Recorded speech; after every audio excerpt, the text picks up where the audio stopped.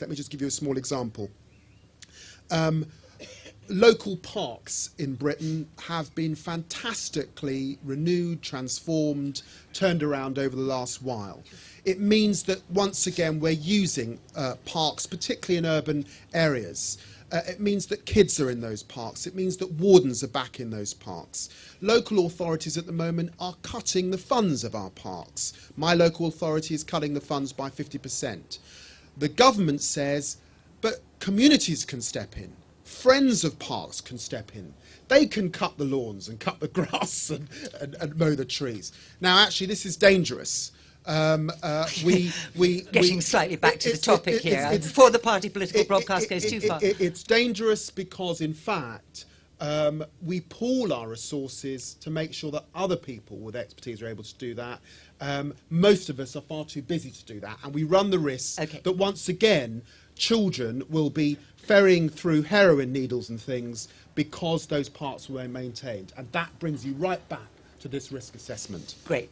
Very quickly, Douglas. This is a very good, very quickly. Very good example of that just there, that if you cut back public spending, children will be treading through heroin needles. I mean, that's what happened in the 80s. You may not have been there, but that's what happened. I was. I just don't. Maybe we have different memories of the decade. Well, maybe you look. I mean, Chelsea, and I was in Brixton. Quickly. Well, I wasn't brought up in Chelsea, but that's the typical Labour thing to do. Now, look, let's just do this. Let's just do this quickly. No Labour politician ever missed a round of applause by pretending that any opponent of theirs is against the welfare state. I never said I was against the welfare state. I simply object to the safety net, which was what the welfare state was meant to be, in Bevan's view. I object to the safety net becoming a safety blanket that cosets people throughout their lives and makes them morally and physically obese. Okay, let's try the non-politician on the panel here. Dylan, you train people in the assessment of risk and thinking about risk and in judging risk, but clearly as individuals we can't all, I mean, I'm really not going to know if I'm going into an operation if the surgeon is going to have a row with his wife that morning and, you know, not pay attention. So when something goes wrong, if something goes wrong, shouldn't it be the state that assumes responsibility rather than the individual who has to judge all risks, and as David says, is not in a position to do so? I think that certainly that should be ideally the case, but often the state gets it just as badly wrong as individuals. And so take, for example, the new security measures introduced at airports since 9/11. You know, since then, it seems that every new terrorist plot, whether it's successful or not, seems to add further checks to the gauntlet that passengers must run. So, you know, after the shoe bomber, Richard Reed, people had to take their shoes off. After British police foiled the attempt to detonate liquid explosives in 2006, passengers at UK airports weren't allowed to take liquids on board, and laptops were banned. Okay, you can take laptops on now, but there are still severe restrictions on liquids. The attempted bombing of Flight 253 on Christmas Day 2009, in which a passenger tried to set off explosives sewed into his underwear, led the US government to announce plans to spend $1 billion on full body scanners and other bomb detection devices. Now, I think all of these measures, they're security theatre. They're attempting to make us feel safer, but they're not actually making us safer. But isn't that also because terrorism is theatre? After all, you could say more people die on the roads every year than died in 9/11, but the theatre of 9/11 was so powerful that there's a theatrical response. Exactly, but that's precisely the aim of terrorists, is to provoke an overreaction. So shouldn't the state then provide a matching theatre to reassure? No, absolutely. Well, it might do, but let's think about the costs of that as well, because all of these measures have costs as well as benefits. So, I mean, the question is, what's the best way of spending our counter-terrorism budget or our counter-security or our security dollar? So take all those measures and since 9/11, in the 2 or 3 years following 9/11, all those extra measures led to much longer queues at airports, and in the US, that attempt in turn had prompted many more people to drive rather than to fly, and since driving is much more dangerous, Garrick Blaylock, an American economist, estimated that from September 2001 to October 2003, these enhanced airport security measures led to 2,300 more road fatalities than would otherwise have occurred. I think that's a victory for Al-Qaeda. David, you were involved, you were in government at the time when these things were much discussed. This question of possibility and probability, the question of reading the risk assessment every morning and being spooked by it, do you think that is an accurate assessment of how politicians respond? They have to be seen to do something, even if it's not very useful. Well, in the end, at our best, politicians are, we're representatives. We live in a democracy and we must respond to our populations. But I think the indication from the other panellists is also that we must be prepared to lead. And sometimes leading against the clamour of noise, particular media noise, is extremely difficult. But I just want to inject another element to this. And that is that the critique of the state and of government in this area is very strong. The critique of big business and the consumer materialistic culture in which we live is not so strong, and it must enter into this discussion, because part of what is going on, say, in the scenario that we've given, is also the relationship government has with the airline industries. Many of us have worried getting onto planes and sitting in these terrible tight spaces about blood clots, yet in the end they still cram us all together in planes in the way that they do. So, I mean, what I'm suggesting is that I think it's also important that we understand the other ingredient in the mix, and that is how government is able to stand up to big business, and how big business sometimes forces us down this road where they passing the burden to their consumers and their ordinary punters, and also where the poorer you are, the less able sometimes you are to navigate those risks. That's what we find certainly with the banking crisis in the end. It's that the poorer you are, the harder you pay the price. And that's why where we are at the moment is so pernicious, because basically poor people have to pay for the gambling and casino-like behaviour of some of the wealthiest in this country. Douglas, I just want to ask you to respond.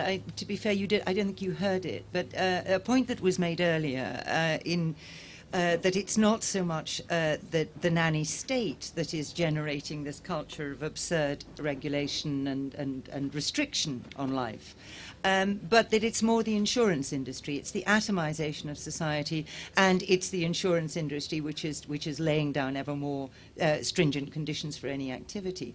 Surely that's a problem of business rather than the state.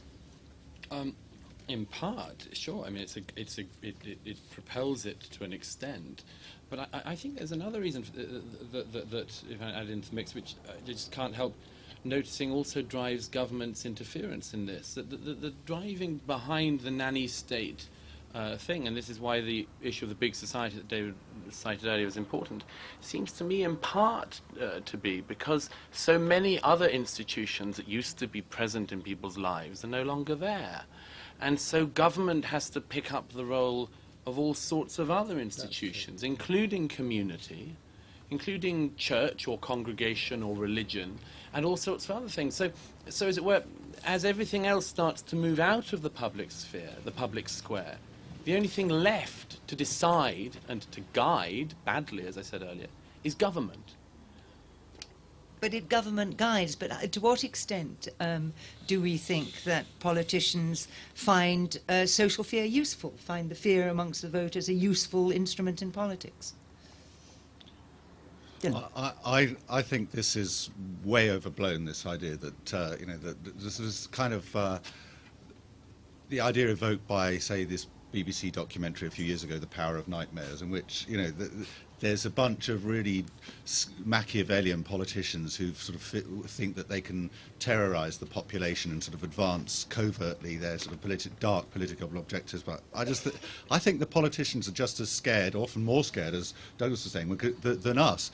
It's not that they're sort of using fear they are as irrational as us and are prone to just as much. So they're not pushing fear as sort of in some cynical way, they're just sincerely scared. You would apply that to the case for war in Iraq and the dodgy dossier? Yes, I would. I think I don't think there's any evidence to show that there was any deliberate deception going on there. I think they were really as fooled by, I think they were genuinely scared that Iraq had WMD. I think that, so for example, to take that, I think the spies knew that there were lots of caveats, and there are interesting reasons why those caveats didn't make it through to the briefings that Powell got, for example. But I think the people at the top there were scared, perhaps paranoid, but they, sincerely paranoid. I'm so glad to hear somebody else criticising the Adam Curtis work of fantasy, The Power of Nightmares. Truly one of the worst pieces of journalism in recent years, which claimed that there was effectively no terrorist threat, that it had been invented by Richard Pearl and Paul Wolfowitz. And then, of course, shortly after the documentary came out and won such acclaim, the bombs went off on the London Underground, and Adam Curtis didn't look quite so smart. But just quickly on this, I mean, the issue for politicians is obvious, is that, of course, they don't just have to look after themselves. They know that it'll come back on them if they aren't seen to have looked after other people. And so those people who sort of don't like the extra stringent measures of airport security that are put in place and who are particularly questioning of them, obviously you can question them, but I have to say the motivation behind them, I think one can understand. You wouldn't want to be the politician that gave in to some of the pressure groups last year who were asking for less stringent airport checks. And they were doing so only a week before then the cartridge plot for Manwar al-Awlaki in the Yemen was found. You wouldn't want to be the politician who said, let's lay off some of those checks, and then had to answer the newspapers and the public a week later when you had downed planes. I think two things occur to me. One, I think that as a society, for the last, 30 years or so, we are far better in all political parties at talking about the individual at one end, or about big ideas and the collective at the other. In between that, when it comes to family, when it comes to neighbourhood, when it comes to community, politics is very, very poor. And indeed, actually, when we do start to talk about that, we tend to turn community into localism and foundation hospitals and people sitting on boards. It doesn't really relate to how people live their lives. And I think that is a big element of the ability to sort of get down to where does risk really lie. But then I also think there are just modern phenomena and modern demands that we respond to. I heard Esther Ranson on the radio a few months back, and she was talking about Childline and that whole push to protect children. And she said at one point, if one child is saved, it's worth it. And I thought, but hang on a minute. If that meant the school or the Sunday school cancelled a minibus trip for 60 children, is that really worth it? Should we really be asking parents running a Sunday school to do CRB checks? How many men in this audience would feel comfortable walking down the road with two 8-year-old boys holding their hands who were not their own? I suspect actually very few of us. That's the culture in which we live. That's the mix into which the politician has to come. That's where the leadership is required, and that's where both industry and media force the politician into this place where you want to pretend that you can shut out all risk entirely. But Dylan, surely that's a question of balance. They've created more fear around an exercise in reassurance. That's true, but I think what David is saying is very important about the incentive, and what Douglas was saying also about the incentives that politicians are faced. In a sense, they are largely maybe guilty of just following, but you can understand why from an election point of view. But the point, I think it points to the deeper problem, is that this is a collective failure. It's not just the politicians over-regulating, it's the fact that we're all really bad at assessing risk. We're very uncomfortable with uncertainties. We tend to prefer the securities of black or white thinking. We have a need for closure, and then that's why we vote in politicians who say, yes, it's this way or it's that way, and instead of, and so we get the politicians we deserve. Yeah. So, how much fear do you think? How much risk? And clearly, Douglas, you think that we should all accept our own risk, and that I think you were arguing that it's not really the state's business to make us feel safer, but we should take risk on board personally. So, is fear and risk an essential part of life, and we should simply learn to deal with it ourselves?